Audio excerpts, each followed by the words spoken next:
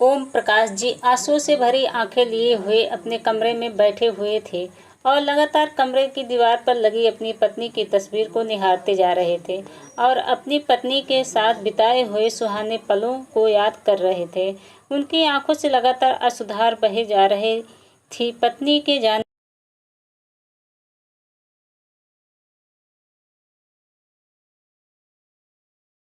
के बाद उन्हें अपना जीवन जैसे बहुत बड़ा बोझ लग रहा था। आज सुबह से ही ओम प्रकाश जी की हालात खराब थी। उनके पेट में अचानक दर्द शुरू हुआ और उन्हें उल्टियां होना शुरू हो गई। शायद बासी खाना खाने के कारण उन्हें एसिडिटी हो गई थी। आज उनका बेटा विकास भी जल्दी वापस चला गया था। ओम प्रकाश जी अपनी बहू को कहा, बहू जरा विशाल को फोन लगाकर घर बुला लो। मेरी हालत बहुत ज़्यादा ही खराब लग रही है। शरीर में जैसे जान ही नहीं रही। ओम प्रकाश जी के इतना कहने की देर थी कि बहू अनीता तो जैसे उन पर चिल्लाने को तैयार थी। बाबूजी, आपको तो और कुछ काम है नहीं सिवाय मेरे पति के खर्चों को बढ़ाने के। वापिस गए हैं तो वो आपके लिए वापिस छोड़कर तो नहीं आ सकते ना। कितनी बार कहा है जितना खाना पचे उतना ही खाया करो। खाने में तो आप किसी चीज़ का परहेज करते नहीं। सारा दिन मुंह चलता रहता है आपका। बुढ़ापे में जीभ पर काबू नहीं रखोगे तो उल्टियां ही करोगे। बहू की जली कटी बातें सुनकर ओम प्रकाश जी चुप करके वापस अपने कमरे में बैठ गए। बैठे बैठे उन्हें याद आया कि जब भी उनका पेट खराब होता था या कभी उल्टी होती तो उनकी पत्नी कमला उन्हें पानी में नींबू और काला नमक का शरबत बनाकर दिया करती थी, जिसे पीकर उन्हें राहत मिल जाती थी। शरबत बनाने के लिए ओम प्रकाश जी ने अपनी पोती रिया को आवाज़ दी और थोड़ा सा नींबू पानी बनाने के लिए कहा। रिया ने ही दादाजी के लिए नींबू पानी बनाया और दादाजी को दिया। नींबू पानी पीकर जैसे ही गिलास रखने लगे तो कमजोरी के कारण कांपते हाथों से पानी का गिलास नीचे गिर गया और टूट गया। जैसे ही अनीता ने गिलास टूटने की आवाज़ सुनी वह दौड़ी दौड़ी रसोई घर में आए। अब तो बाबूजी की खैर ही नहीं थी। अनीता ने बाबूजी पर तानों की बौछार कर दी। जानते हैं कि कितना महंगा गिलास था, आप तो कमाते हैं नहीं, वगैरह वगैरह। उसका एक एक शब्द बाबूजी के दिल में तीर की तरह चुभ रहा था। अब दोपहर के 3 बजने को आए थे और उल्टियाँ की वजह से बाबूजी का पेट बिल्कुल खाली हो चुका था और उन्हें बहुत जोर से भूख लग रही थी, लेकिन बहू से कहने की उनकी हिम्मत ही नहीं हो रही थी। तो खुद ही उठे और रसोई में खाना डालने लगे। खाना लेकर अपने कमरे की तरफ बढ़े ही थे कि अनीता ने रास्ते में उन्हें टोका और बोली, यह क्या बाबूजी, अभी तो आपको उल्टियाँ हो रही थी और इतनी जल्दी आपको भूख भी लग गई। आपको क्यों दिख नहीं रहा है कि आपकी उल्टियाँ की वजह से कितनी गंदगी फैल गई है? जाइए और पहले वह गंदगी साफ कीजिए। कहते हुए अनीता ने बाबूजी के हाथ से खाने की प्लेट छीन ली। भूख प्यास से तड़पते हुए ओम प्रकाश जी केवल बहू की तरफ देखते ही रह गए। सुबह से शाम हो गई लेकिन ओम प्रकाश जी के मुंह में रोटी का एक निवाला तक नहीं। शाम को जब उनका बेटा विशाल घर पर आया तो उसने पूछा, बाबूजी क्या बात है, आपकी तबीयत ठीक नहीं लग रही है? ओम प्रकाश जी ने उन्हें अपना हाल सुनाया तो विकास बोला, तो आप मुझे बताते, मैं आपको डॉक्टर के पास ले चलता। बेटा, वो बहू कह रही थी कि जैसे ही ओम प्रकाश जी कुछ बोलने को हुए तभी उनकी बहू अनीता उनकी तरफ देखकर घूरने लगी। ओम प्रकाश जी वहीं चुप हो गए। बाबूजी, आप कुछ कह रहे थे, बोलिए ना, क्या बोलना चाहते थे आप? विकास ने अपने बाबूजी से जानना चाहा। बेटा, मैं वो कह रहा था कि मेरी दवाई खत्म हो गई है। जब तुम कल शाम को वापस से आओगे तो लेते आना। अरे बाबूजी, आपकी दवाई तो मैं 2 दिन पहले ही ले आया था। मैंने अनीता को दे दी थी। अनीता, तुमने बाबूजी को दवाई क्यों नहीं दी? विकास ने अपनी पत्नी को आवाज़ लगाते हुए कहा। अनीता दौड़ कर आई और बोली, जी मैं वो काम में भूल गई थी, अभी लेकर आती हूँ। बाबूजी ने मुझसे तो पूछा ही नहीं। अगले दिन सुबह विकास उठा तो उसने देखा कि रसोई घर में बाबूजी बर्तन धो रहे थे।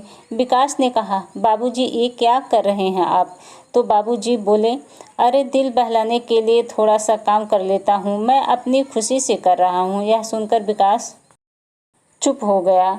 जब विकास तैयार होकर वापस के लिए निकल गया तो अनीता बाबूजी से बोली, अच्छा तो दवाई ना मिलने पर आप मेरी शिकायत कर रहे थे और आज उनके सामने ही बर्तन धोने शुरू हो गए। थोड़ी देर के लिए रुक नहीं सकते थे?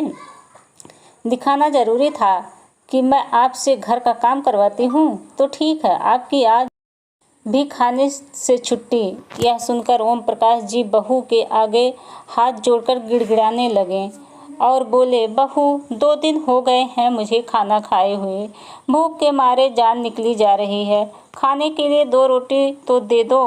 कहते हुए ओम प्रकाश जी की आंखों में अश्रुधारा बह निकली।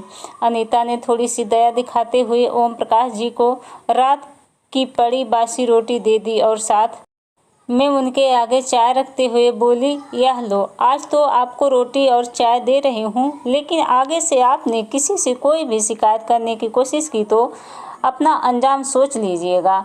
यह कहकर अनीता तैयार होकर अपनी किटी पार्टी में चली गई। ओम प्रकाश जी अपनी पत्नी की तस्वीर के तरफ देखने लगे और बोलने लगे, देख रही हो भाग्यवान, ऐसा खाना तो किसी भिखारी को भी नहीं देता होगा।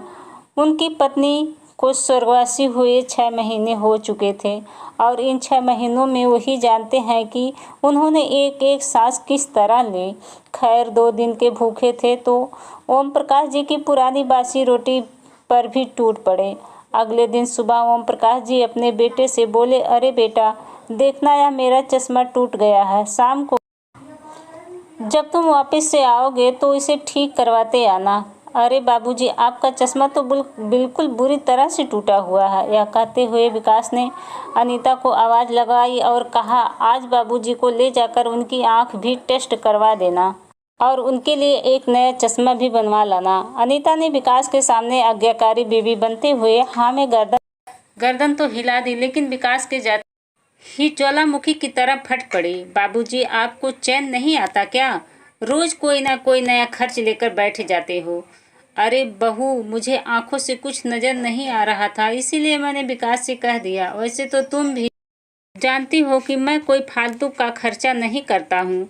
ओम प्रकाश जी डरते डरते बोले, अच्छा कह तो ऐसे रहे हो जैसे सारा दिन ऑफिस में बैठते हो और काम करते हो जिसके लिए आपको चश्मे की ज़रूरत है। सारा दिन तो आप घर में पड़े हैं और रोटियां तोड़ रहे हैं। एक बात ध्यान से सुन लीजिए, अगर 2 वक्त की रोटी खानी है तो चुपचाप अपने कमरे में पड़े रहिए। मैं तो परेशान हो गई हूँ। अगर रोज रोज यही चलता रहा तो देख लेना, एक दिन वृद्धा आश्रम भेज दूंगी, फिर मुझे मत कहना। ओम प्रकाश जी की पोती रिया अपनी माँ के मुंह से रोज रोज यह बात सुन रही थी। वह माँ के पास आई और बोली, माँ, आप दादाजी के साथ इस तरह से क्यों बोलते हो? पापा के सामने तो आप उन्हें कुछ नहीं कहते हो। यह सुनते ही अनीता ने रिया के मुंह पर एक जोरदार थप्पड़ दिया और बोली, किसने सिखाया तुम्हें यह बातें? खबरदार, आज के बाद आपने दादाजी के पास बैठी तो। बहू की बातें सुनकर ओम प्रकाश जी का कलेजा तो जैसे छलनी हो गया था। रोज रोज की इस जिल्लत भरी जिंदगी से ओम प्रकाश जी की सहनशीलता जवाब देने लगी थी। वो अपने बेटे को सब कुछ बता देना चाहते थे, लेकिन केवल यही सोचकर चुप रह जाते थे कि वो अपने घर में झगड़े का कारण नहीं बनना चाहते और बेटे बहू का परिवार नहीं तोड़ना चाहते। ओम प्रकाश जी बहुत सोच विचार में डूब चुके थे। क्या करूं, किससे कहूं? इन सब बातों का जवाब वह नहीं ढूंढ पा रहे थे। वो जानते थे कि अगर उन्होंने बेटे को सारी बात बताई तो वह बहू को नहीं छोड़ेगा। एक दिन जब विकास अपने ऑफिस चला गया और रिया अपने स्कूल चली गई तो सुनीता भी तैयार होकर अपने किटी पार्टी के लिए निकल गई। तो बहुत सोच विचार करके ओम प्रकाश जी बिना किसी को बताए घर से चले गए। उनकी आंखें आंसू से भरी हुई थी। बहू के द्वारा कहा गया एक एक शब्द उनके कानों में गूंज रहा था। सुनीता जब वापस आई तो देखा बाबूजी घर पर नहीं थे। उसने सारे कमरे छान लिए, सब जगह देख लिया, लेकिन बाबूजी कहीं नहीं मिले। अरे आखिर बिना बताए कहाँ चले गए बाबूजी? आज आने दो घर उनको, आज उनकी खैर नहीं। ज़्यादा मनमानी करने लगे हैं, सबक तो सिखाना ही पड़ेगा। लेकिन देखते देखते शाम हो गई। रिया भी घर पर आ गई और विकास के आने का भी समय हो रहा था, लेकिन ओम प्रकाश जी का कोई अता पता नहीं था। और इधर अनीता डर के मारे कांपने लगी थी, क्योंकि विकास तो आते ही बाबूजी से मिलने उनके कमरे में जाते थे। विकास के सवालों का क्या जवाब दूंगी? कहाँ चले गए, क्यों चले गए, क्या बात हुई थी, यह सब पूछेंगे तो क्या बताऊंगी? यह सब सोच सोचकर अनीता के पसीने छूटते जा रहे थे। आखिर बाबूजी की जिम्मेदारी तो विकास ने उसे ही दी थी। विकास अनीता पर पूरा विश्वास करता था और अनीता भी विकास के सामने बाबूजी का ख्याल रखने का ढोंग करती थी, लेकिन उसे अनीता की असलियत का पता नहीं था। पर आज पोल खुलने वाली थी। कुछ देर बाद जब विकास ऑफिस से आया तो वह बाबूजी के कमरे में गया और बाबूजी के ना मिलने पर अनीता से उनके बारे में पूछा। अनीता कांपते हुए बोली, ओह, आज बाबूजी पता नहीं सुबह से ही कहीं चले गए। क्या मतलब है तुम्हारा? क्या तुम घर पर नहीं थी? नहीं, वो मैं किट्टी पार्टी में गई थी। विकास गुस्से से लाल हो गया। तुम और तुम्हारी किट्टी पार्टी? अगर मेरे बाबूजी को कुछ भी हुआ तो मैं तुम्हें छोड़ूंगा नहीं। तुमसे तो मैं बाद में निपट लूँगा। कहते हुए विकास बाबूजी को ढूंढने के लिए बाहर निकल पड़ा। विकास ने बाबूजी के आस पड़ोस में खोजा। जैसे ही पड़ोसियों को पता चला कि बाबूजी अपना घर छोड़कर निकल गए तो उन्होंने चुप रहना उचित नहीं समझा। उन्होंने अनीता की सारी पोल खोल दी कि कैसे अनीता बाबूजी से काम करवाती थी और बर्तन साफ करवाती थी और बदले में उन्हें खाने के लिए 2 वक्त की रोटी भी उससे ना दी जाती थी। यह सुनकर विशाल पर तो जैसे पहाड़ टूट पड़ा। उसे वो पल याद आने लगे जब बाबूजी उसे कुछ कहना चाहते थे पर कहते कहते बीच में रुक जाते थे। शायद अनीता के डर के कारण ही बाबूजी कुछ बोल ना पाते थे। कितना अनजान और कितना लापरवाह था मैं, जो मैंने अनीता पर आंख बंद करके विश्वास किया और अपने बाबूजी की भावनाओं को समझ ना सका। कहते हुए विकास बाबूजी की खोज में दौड़ने लगा। अचानक उसे ख्याल आया कि बाबूजी अपने गांव जाने के लिए निकले होंगे और हो ना हो वह रेलवे स्टेशन पर ही मिलेंगे। विकास दौड़ते दौड़ते रेलवे स्टेशन पर पहुंचा, लेकिन वहां जाकर उसे बाबूजी कहीं नहीं दिखे।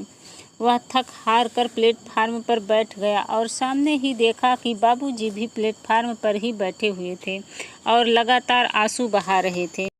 उन्हें रोता देखकर विकास को अपने दिल पर 100 छुरियां चलने बराबर दर्द महसूस हुआ। जो बाबूजी कभी आत्मस्वाभिमान के साथ रहा करते थे, वह आज मेरे कारण इस अवस्था में पहुंच गए हैं। विकास भागकर अपने बाबूजी के पास पहुंचा। बाबूजी को देखकर उनके गले लग पड़ा और फूट फूट कर रोने लगा। बेटे को देखकर ओम प्रकाश जी भी अपने आप को संभाल ना पाए और अपने दिल के गुबार बेटे के आगे उन्होंने खाली कर दिया। पिताजी, मैं सब जान गया हूँ कि अनीता ने आपके साथ कैसा व्यवहार किया, आप पर कितना अत्याचार किया, लेकिन आप आज तक चुप क्यों थे? यह भी मैं जान गया हूँ। आज तक जो हुआ सो हुआ, आज के बाद ऐसा नहीं होगा। अनीता ने आपको जो घाव दिए हैं उस एक एक घाव का हिसाब तो उसे देना ही पड़ेगा। पिताजी, अब आप मेरे साथ घर चलिए। विकास अपने बाबूजी का हाथ पकड़कर घर की तरफ लेकर जाने लगा तो ओम प्रकाश जी ने घर जाने से मना कर दिया। नहीं बेटा, मैं तुम्हारे और बहू के बीच झगड़े का कारण नहीं बनना चाहता। मैं चाहता हूँ कि तुम दोनों सुखी रहो। मेरा आशीर्वाद सदा तुम्हारे साथ है, पर मैं घर वापस नहीं जाऊँगा। विकास किसी तरह बाबूजी को मनाकर घर वापस लेकर आया। घर आते ही अनीता को देखकर विकास का खून खौल गया। विकास ने अनीता से कोई सवाल नहीं किया और ना ही उसे कुछ बोलने का मौका दिया। आते ही उसके मुंह पर 4 थप्पड़ जड़ दिया। आज ये नज़ारा उनके पड़ोसी भी देख रहे थे, पर किसी ने आकर विकास को नहीं रोका। विकास का गुस्सा देखकर अनीता के होश ही उड़ गए थे। उनका चेहरा गुस्से से लाल हो गया था और वह आज अनीता को नहीं छोड़ने वाला है। यह साफ साफ नजर आ रहा था। जलील औरत, मैंने तुझ पर कितना विश्वास किया, अपने बाबूजी को तेरे हवाले छोड़ा था और तूने मेरे विश्वास का गलत फ़ायदा उठाया। मैं तो यही सोचता था कि मेरे बाबूजी घर पर रहकर बहुत खुश हैं, लेकिन नहीं, तुमने तो इनका जीना बदतर कर दिया और मेरे सामने उनका ख्याल रखने का ढोंग करती थी। जितना दुख तुमने मेरे बाबूजी को दिया है, उसे तो मैं ब्याज समेत तुझे वापस दूंगा। तुम अभी इसी वक्त मेरे घर से बाहर निकल जाओ। विकास ने अनीता के मायके में फ़ोन लगाया और उसकी मां को बोला कि आज से मैं आपकी बेटी के सारे रिश्ते ख़त्म करता हूं। आइए और अपनी बेटी को ले जाइए, मुझे इसकी कोई आवश्यकता नहीं है। और हाँ, मेरी बेटी रिया मेरे साथ रहेगी। तलाक का नोटिस मैं आपके घर पहुंचा दूंगा। विकास ने जो किया वह देखकर अनीता हक्की बक्की रह गई। ओम प्रकाश जी बोले, बेटा गुस्सा शांत करो और मेरी बात ध्यान से सुनो। तुम्हें मेरी वजह से अपनी पत्नी से रिश्ता नहीं तोड़ना चाहिए। अब तुम पति पत्नी ही नहीं, माँ बाप भी हो। सोचो तुम्हारी बेटी पर क्या गुजरेगी। मेरा क्या है, मैं तो कहीं भी रह लूँगा। नहीं बाबूजी, यह घर मुझसे पहले आपका है। इस घर के मालिक आप हो और यह घर आपसे कोई नहीं छीन सकता। अगर कोई घर छोड़कर जाएगा तो वह अनीता होगी। मुझे अपने पिता की ज़रूरत है, उसे अपने ससुर की ज़रूरत नहीं है, इसलिए वह घर छोड़कर जा सकती है। यह कहकर विकास ने अनीता के कपड़े बैग में पैक करने शुरू कर दिए। अनीता ज़ोर ज़ोर से रोते हुए बाबूजी के पैरों में गिर पड़ी और माफ़ी मांगने लगी। आज अनीता बाबूजी से अपने किए कर्मों की माफ़ी मांग रही थी, जिनके साथ कभी नौकरों की तरह व्यवहार किया करती थी। ओम प्रकाश जी बहू से बोले, बहू जी, विकास मेरा इकलौता बेटा है और मैं उसके जीवन में कभी दुख नहीं देखना चाहता। जो हो गया सो हो गया, लेकिन मैं अपने बेटे का घर टूटते हुए नहीं देखना चाहता, इसलिए मैंने तुझे माफ़ कर दिया। देख निर्लज्ज, मेरे बाबूजी का दिल कितना बड़ा है। तूने इन पर कितने जुल्म ढाए हैं, फिर भी इन्होंने तुझे माफ़ कर दिया। उस दिन से बहू के व्यवहार में ज़मीन आसमान का परिवर्तन आ गया। अगले दिन अनीता बाबूजी के कमरे में आई और बोली, बाबूजी आपकी चाय रखकर अनीता ने बाबूजी का आशीर्वाद लिया।